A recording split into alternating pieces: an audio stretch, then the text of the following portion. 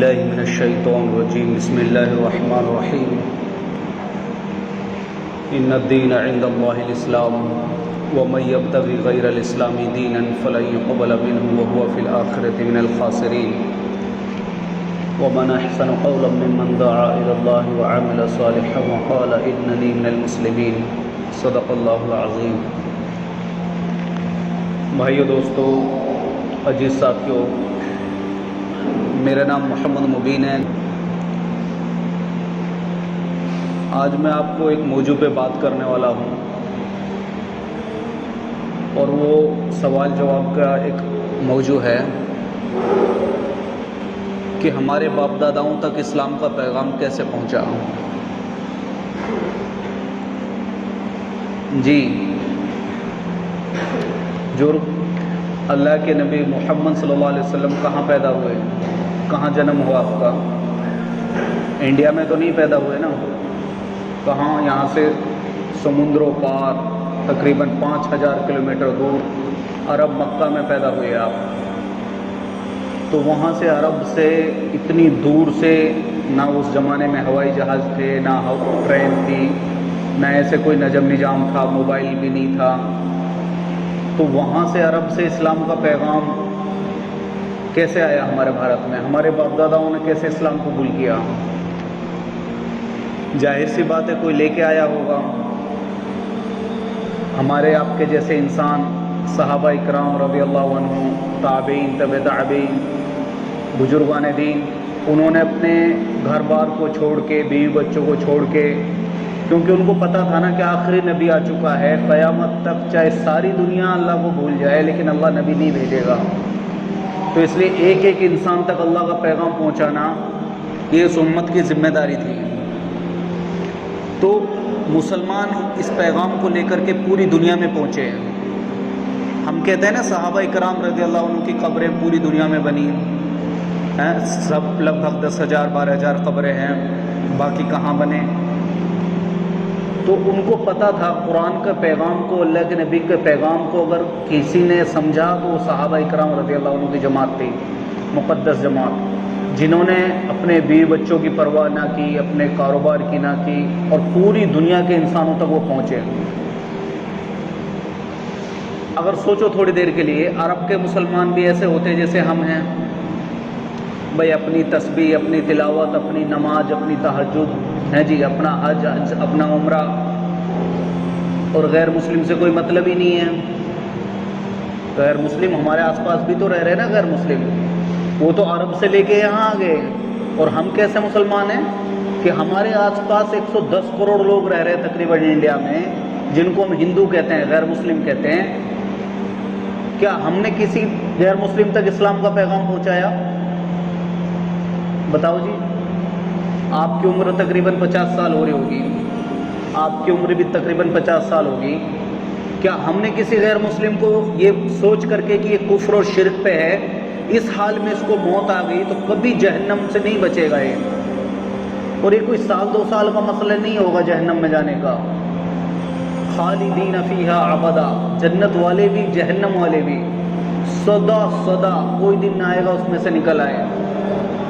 تو یہ بات ہم کو پتہ ہے، کیا ہم نے کسی کو اس خیر خواہی میں، ہمدردی میں، ہم نے کسی کو یہ بات بتائی اللہ رسول آخرت کی غیر مسلم کو کہ میرے آپ کے بتانے سے کوئی آدمی کفر و شرک چھوڑ کے اسلام قبول کر لیں، میری نجات کا ذریعہ بن جائے؟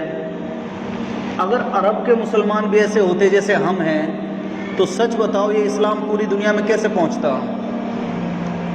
ایمانداری سے بتاؤ۔ اگر وہ صحابہ اکرام، تابعین، تبع تابعین یوں سوچ لیتے کہ ہم تو بیت اللہ میں نماز پڑھیں گے 1 لاکھ نمازوں کا ثواب ملے گا، مسجد نبوی میں پڑھ لیں گے 50,000 کا ثواب ملے گا، ہمیں کیا لینا؟ یہ تو بھارت کے کافر ہیں، انڈیا کے کافر ہیں، جیسے ہم کہتے ہیں نا کافر ہیں، یہ ہندو ہیں، مطلب ان کو اور نفرت کی نگاہ سے دیکھتے ہیں۔ تو اگر عرب کے مسلمان بھی ایسے ہوتے، اللہ نہ کرے، تو میرے آپ کے سروں پہ تو چوٹیاں ہونی تھی یہاں پہ، ہم مسجد میں کوئی بیٹھے ہوتے یہاں پہ۔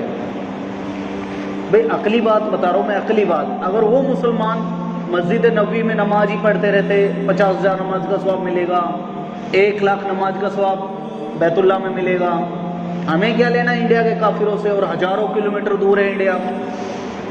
تو میں آپ تو یہاں مسجد میں نہ بیٹھے ہوتے، مندر میں کسی آرتی بت کے آگے آرتی کر رہے ہوتے، پوجا پاٹ کر رہے ہوتے۔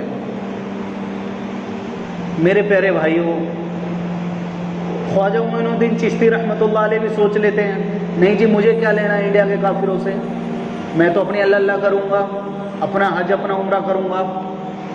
تو میرے پیارے بھائیوں، آج ہم تک جو یہ دولت ملی ہے نا، قرآن، ہمارے باپ داداؤں تک یہ پیغام پہنچا، یہ امانت ہے ہم مسلمانوں کے پاس، یہ ہمارے باپ داداؤں کی جاگیر نہیں ہے۔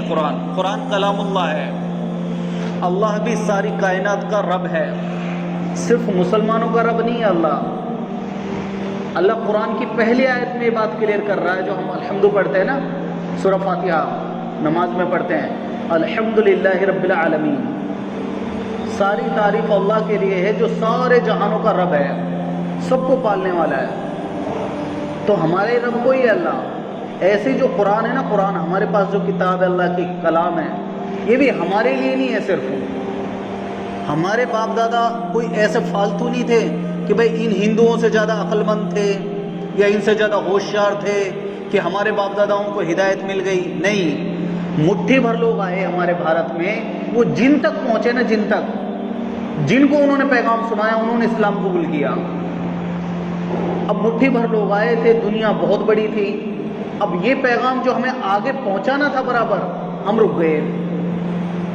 تو جو قرآن ہے نا، قرآن اللہ صاف کہہ رہا ہے، شہر رمضان الذی انزل فیہ القرآن ھدی للناس، ھدی للناس کہا اللہ پاک نے، ھدی للمسلمین، ھدی للمؤمنین نہیں کہا۔ اللہ کہہ رہا ہے کہ میں نے رمضان میں قرآن کو نازل کیا ساری انسانیت کے ہدایت کے لیے، یہ سب کے لیے ہدایت ملے گی اس سے۔ تو اب آپ بتاؤ ایمانداری سے، ہم اور آپ کے آس پاس اتنے غیر مسلم بھائی رہ رہے ہیں، میں آپ کو ایک مثال دو چھوٹی سی، آپ کے میرے سامنے کوئی بچہ جا رہا ہے معصوم سا، اور اس کا پاؤں آگ کے انگارے پہ پڑ جائے، اور ہم سب بیٹھ کے تماشا دیکھتے رہے یہاں پہ، اپنی آنکھوں کے سامنے بچے کو جلنے دیں، تو کیا ہم اچھے انسانوں کی فہرست میں ہم گنے جائیں گے؟ کیا لوگ ہمیں بھلے انسان کے نام سے پکاریں گے؟ کیا لوگ ہمیں اچھے انسان کا لقب دیں گے؟ لوگ کہیں گے تمہارے سامنے ایک بچہ جل کے مر گیا ہے یار، تم نے بچایا نہیں اس کو، اتنے سارے لوگ دیکھ رہے تھے آنکھیں پھاڑ پھاڑ کے، ایک بچہ مر گیا ان کے سامنے جل گیا، کاش یہ بچا لیتے تو ایک جان بچ جاتی۔ ایسے ایک مثال دو آپ کو، آپ کے سامنے آپ بیٹھے ہیں اور روڈ پہ کوئی اندھا آدمی روڈ پار کر رہا ہے اور وہ ایکسیڈنٹ ہو کے مر جائے، اور آپ اس کی مدد نہ کریں پاس کرنے میں، تو کیا ہم انسانیت کہلانے کے لائق ہیں؟ بھائی ہم انسانوں کی فہرست میں شمار ہوں گے؟ اندھا آدمی جا رہا کنواں خائی میں گر جائے اور آپ بیٹھ کے تماشا دیکھ رہے ہیں، تو لوگ تھوکیں گے ہمارے اوپر، کہیں گے کتنا پتھر دل انسان تھا، اس کے سامنے ایک اندھا آدمی بیچارہ کنواں میں گر گیا، خائی میں گر گیا، یہ کاش یہ پکڑ کے اسے بچا لیتا نا تو یہ بچ جاتا ہے اس سے۔ آپ کو پتہ ہے، ہمارے آپ کے سامنے ہم کو پتہ ہے یہ بات، اللہ کی بات صرف ہم کو پتہ ہے، ہنومان کی پوجا کرنے والے کو نہیں پتا، وہ تو یوں سمجھے بیٹھا ہے کہ ہنومان کی پوجا کرنے میں مجھے مکتی مل جائے گی، مجھے سورگ مل جائے گا۔ وہ شنکر کی پوجا کر رہا نا، اس لیے نہیں کر رہا کہ اسے پتا ہے کہ اللہ کائنات کا بنانے والا شنکر کی پوجا کر رہا ہے، اسے پتہ نہیں ہے، وہ یہ سمجھ رہا ہے کہ میرا جو خدا ہے، میرا جو معبود ہے وہ یہی ہے، کیونکہ باپ داداؤں سے یہی دیکھتے آیا ہو۔ ہم پولیس تھانے میں یہاں دعوت دے رہے تھے، تاوڑو کے تھانے میں، تو کچھ تو وہ پولیس جو ہوتا نا منصی پولیس والے تو بجی تھے، تو انہوں نے کہا جی آپ اس روم میں چلے جائیے، وہاں 10-15 پولیس والے بیٹھے ہیں، وہ نائٹ میں ان کی ڈیوٹی ہوتی ہے، وہ آرام کر رہے ہیں وہاں پہ، اور وہاں آپ جا کے بات کر لیجیے، ہم تو بجی ہیں تھوڑا۔ تو پولیس تھانے میں جب ہم ان کے پاس گئے تو وہ آرام کر رہے تھے، خیر اس ٹائم وہ سو نہیں رہے تھے، جاگ رہے تھے۔ تو جب ہم نے ان کو پوری دعوت دی نا، اللہ رسول آخرت کے بارے میں بتایا، تو ایک کہنے لگا نہیں جی ہمارے جو باپ دادا کرتے آ رہے ہیں ہم تو وہی کریں گے جی، خان صاحب آپ کی بات کیسے مان لیں؟ تو ان میں سے ایک کھڑا ہوا فوراً، اور کھڑا ہو کے کہنے لگا یار تمہارا دماغ خراب ہو گیا، یہ مول صاحب خان صاحب آدھے گھنٹے سے باتیں بتا رہے ہیں، یار تمہاری عقل میں بات آتی کیوں نہیں ہے؟ اس نے کہا پھر کہ میرا دادا ہنومان جی کی پوجا کرتا تھا، ہنومان جی کی، بجرنگ بلی کہتے ہیں جس کو یہ، تو میرے باپ نے دیکھا میرے دادا کو پوجا کرتے کرتے تو میرے باپ بھی پوجا کرنے لگ گیا، میں نے اپنے باپ کو دیکھا پوجا کرتے کرتے تو میں نے بھی پوجا شروع کر دی۔ اب ہو سکتا ہو میرے دادا کے پاس کوئی یہ پیغام لے کے نہ آیا ہو جو ہمارے پاس آئے ہیں، ہو سکتا میرے باپ کے پاس بھی کوئی پیغام لے کے نہ پہنچا ہو جو یہ لوگ میرے پاس آ گئے ہیں۔ اب جب مجھے پتا چل رہا ہے کہ ہنومان جی نے پیڑ کا ایک پتا بھی نہیں بنایا، ہنومان جی جنگل کا ایک بندر تھا، وانر تھا، تو کم سے کم مجھے تو قبول کرنا چاہیے باتیں۔ وہ پولیس والا کہنے لگا اللہ کا شکر ہے ان میں سے ایک دو ہی بچے ہوں گے، زور زور سے کلمہ شہادہ پڑھا سارے پولیس والوں نے۔ ہم پہنچانے والے تو بنے، ہدایت اللہ کے اوپر ہے، اللہ دے گا جس کو چاہے، نہیں دے گا۔ اللہ نے ہمیں دروغہ بنا کے نہیں بھیجا کہ ہم ڈنڈا لے کے لوگوں کو سدھاریں، اللہ نے ہمیں بہترین امت اس لیے کہا ہے کہ ہم لوگوں کی ہدایت کی جد و جہد کریں گے، کوشش کریں گے۔ ڈھڈارا کی ارلی مسجد ہے جو ڈھڈارا میں، تو وہاں پہ نا کورونا کے دور میں، ابھی کورونا کے ٹائم پہ پولیس والوں کی ڈیوٹی لگ رہی تھی مسجدوں کے سامنے، خاص طور سے شہر میں، اور ڈھڈارا بھی، وہاں پہ بھی 2 پولیس والے ساتھ میں بیٹھے تھے مسجد میں ارے۔ تو بھیواڑی جانا ہوا، میں نے اس میں نماز پڑھی، تو جماعت کے ساتھ ہو نہیں رہی تھی، الگ الگ پڑھ رہے تھے لوگ۔ تو 2 پولیس والے، میں نے امام صاحب سے پوچھا امام صاحب کتنے دن ہو گئے ان کو یہاں ڈیوٹی لگے ہوئے؟ کہنے لگا جی ابھی 1 ہفتہ سے زیادہ ہو گیا۔ من کہا امام صاحب نو بتاؤ، قیامت کے دن ان 2 پولیس والوں نے اللہ کے دربار میں صرف یہ کہہ دیا اے اللہ ہم تیرے گھر پہ، تیرے گھر کے گیٹ پہ بیٹھے تھے 1 ہفتہ، مسلمانوں کی روٹی کھائی، مسلمانوں کا پانی پیا، اور مسلمانوں کی مسجد کی نگرانی کی، اور ان مسلمانوں نے کاش ہم کو یہ بتا دیتے میرے مولا تو ہم کیوں کفر و شرک کر کے آتے۔ تو نو بتاؤ اللہ کے دربار میں ان پولیس والوں نے یوں کہہ دیا تو امام صاحب کیا بچ جائیں گے ہم؟ قیامت کے دن بچ جائیں گے پکڑ سے؟ تو امام صاحب کہنے لگا جی بات تو آپ کی صحیح ہے لیکن دعوت دینے کا طریقہ کار نہیں ہے، تھوڑا سا کیسے دیں؟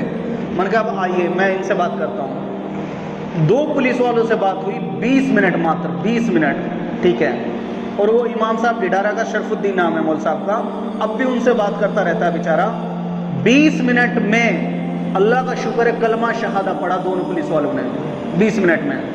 اور جب میں ان کو کتاب دے رہا تھا، قرآن دے رہا تھا، تو ایسے کر کے آنکھوں سے چوم رہے تھے قرآن کو، اور بڑی عقیدت کے ساتھ میں قرآن لی انہوں نے، ٹھیک ہے۔ بھائی میرے یہ جو ہم پہ پیغام ہے نا، اس کو ہم اگر پہنچانا شروع کر دینا اپنے انڈیا میں اپنے بھولے بھالے غیر مسلم بھائیوں کو، تو بہت جلدی پوری دنیا کے حالات بدل سکتے ہیں۔ ہم مسلمانوں نے کیا کرا، ہم اس پہ گھونٹا ڈال کے بیٹھ گئے قرآن پہ، نہیں قرآن ہماری ہے، گیتا ان کی ہے، قرآن ہماری ہے، رامائن ان کی ہے، قرآن ہماری ہے، بائبل عیسائیوں کی ہے، قرآن ہماری ہے، ترپٹک بودھوں کی ہے، قرآن ہماری ہے، جینوں کی جین کی کتاب ہے۔ نہیں نہیں نہیں، وہ باطل کتابیں ہیں، وہ انسانوں کی رچنا ہے، انسانوں نے لکھا ان کتابوں کو۔ قرآن اللہ کا جو کلام ہے میرے بھائی، وہ صرف ہمارے لیے نہیں ہے بلکہ ساری انسانیت کے لیے ہے۔ اور میرے بھائی اللہ نے ہماری تعریف اسی لیے کی ہے کہ ہم لوگوں تک اس کو پہنچائیں گے۔ تو میرے پیارے بھائیوں، میرے آپ کے سامنے پتہ ہے ہر روز کتنے لوگ جا رہے ہیں دنیا سے؟ 1,24,000 لگ بھگ ایسے لوگ جا رہے ہیں دنیا سے جو کبھی جنت میں داخل نہیں ہوں گے، بہت بڑی تعداد ہے۔ مرد رہے لگ بھگ 1,54,000، لیکن جن میں سے 30,000 مسلمان جا رہے ہیں کلمہ گو، اور 1,24,000 کفر و شرک پہ جا رہے ہیں انسان دھرتی سے، بہت بڑی تعداد ہے۔ اگر 2,000 آدمی ایک گاؤں میں ہم دیکھیں گنا کر بھاگ کر کے، تو سمجھو 62 گاؤں ڈیلی آگ میں جا رہے ہیں۔ 1,24,000 کتنی بڑی تعداد ہے، اور یہ ایسی جہنم میں داخل ہو رہے ہیں میرے بھائی۔ اللہ نے کہا ان الشرک لظلم عظیم، شرک اللہ کے نزدیک سب سے بڑا پاپ ہے، سب سے بڑا گناہ ہے، اس پہ مرنے والے مرد عورت کبھی جنت میں نہیں جائیں گے۔ اب یہ بات کس کو پتہ ہے؟ عیسائیوں کو یہ بات پتہ ہے کہ بھئی کفر و شرک پہ مر گیا تو جنت میں جائے گا؟ نہیں پتہ، اگر انہیں پتہ ہوتا تو اسلام قبول کر لیتے ہیں۔ بودھ بھائیوں کو پتہ ہے؟ نہیں پتہ۔ ہندوؤں کو پتہ ہے؟ سکھوں کو پتہ ہے؟ نہیں پتہ۔ یہ بات ہم کو پتہ ہے، خیرہ امت کو پتہ ہے۔ تو سوچو تو صحیح، کتنے دن کے لیے جا رہے ہیں جہنم میں وہ؟ کتنے وقت کے لیے جا رہے ہیں؟ سوچو تو صحیح، 100 سال، 200 سال، 1000 سال؟ میرے بھائی کبھی تصور کرو بیٹھ کر کے، ایسی جہنم، اور اللہ نے کہا سدا سدا کوئی دن نہ آئے گا جہنم سے نکل آئے۔ مولانا طارق جمیل صاحب ایک بیان میں نے سنا ابھی نزدیک میں، حضرت کہہ رہے تھے کہ اگر جہنم والوں سے اللہ یوں کہہ دے گا نا، جہنم والوں سے، کہ زمین کے جتنے ذرات ہیں، ذرہ کس کو کہتے ہیں؟ اندھیرے کمرے میں سورج کی جو کرن آتی ہے اس میں جو اڑتے ہوئے نظر آتے ہیں نا، ان کو ذرہ کہتے ہیں، ذرہ۔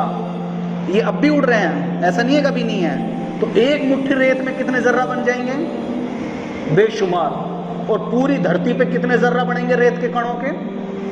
اگر اللہ جہنم والوں سے، ان کافروں سے جو جہنم میں جا رہے ہیں بیچارے ہیں، اگر ان سے اللہ یوں کہہ دے گا کہ زمین کے جتنے ذرات ہیں اتنے سال رکھ کر کے میں تم کو یہاں سے نکال لوں گا، دنی سال، اتنے سال رکھ کے میں تم کو یہاں سے نکال لوں گا، تو یہ جہنم والا ہنسنا شروع کر دیں گے۔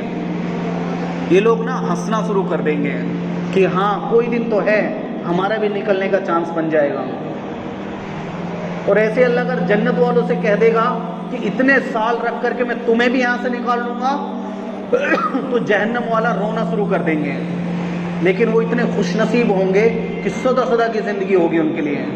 تو میرے پیارے بھائی، اللہ کے واسطے ہم کو اللہ نے یہ پیغام دیا ہے، ہم جن سے ملتے ہیں نا، جن سے خرید فروخت کرتے ہیں، اٹھنا بیٹھنا کرتے ہیں، بس میں، ٹرین میں، گاڑی میں، ٹول ٹیکس پہ، جہاں جہاں غیر مسلم سے مل رہے ہیں، بس ان کو زبان سے اللہ، رسول، آخرت کے بارے میں بتانا شروع کر دیں، جتنا آپ جانتے ہیں۔ اللہ کے بارے میں سورہ اخلاص، اللہ کے نبی کے بارے میں مکہ میں آپ نے کیسے بتوں کو ختم کیا، پھر مرنے کے بعد جنت جہنم ہے، اور پھر کلمہ پیش کرنا ہے، بس یہی بتانا ہے اور کچھ بھی نہیں بتانا۔ اور ہو سکتا ہو تو کچھ اسلامک کتابیں، قرآن حدیث پہ، اللہ کے نبی کی سیرت پہ، ان تک ہم پہنچانا شروع کر دیں۔ آپ ہی کے ہاتھوں پہ، اللہ کے فضل سے دیکھنا کتنے لوگ کلمہ پڑھ کر کے اسلام قبول کر لیں گے، آپ ہی کے ہاتھوں پہ۔ خواجہ معین الدین چشتی رحمۃ اللہ علیہ کے ہاتھوں پہ 90 لاکھ لوگ اسلام لا سکتے ہیں، تو میرے بھائی ہم بھی تو اللہ کے نبی کی امت ہی ہے نا، تو کریں گے انشاءاللہ دعوت اسلام کا کام، بچانے کی کوشش کریں گے لوگوں کو جہنم سے، کفر و شرک سے نکالنے کی کوشش کریں گے انشاءاللہ۔ انشاءاللہ اللہ پاک کہنے سننے سے زیادہ عمل کی توفیق عطا فرمائیں۔ السلام علیکم۔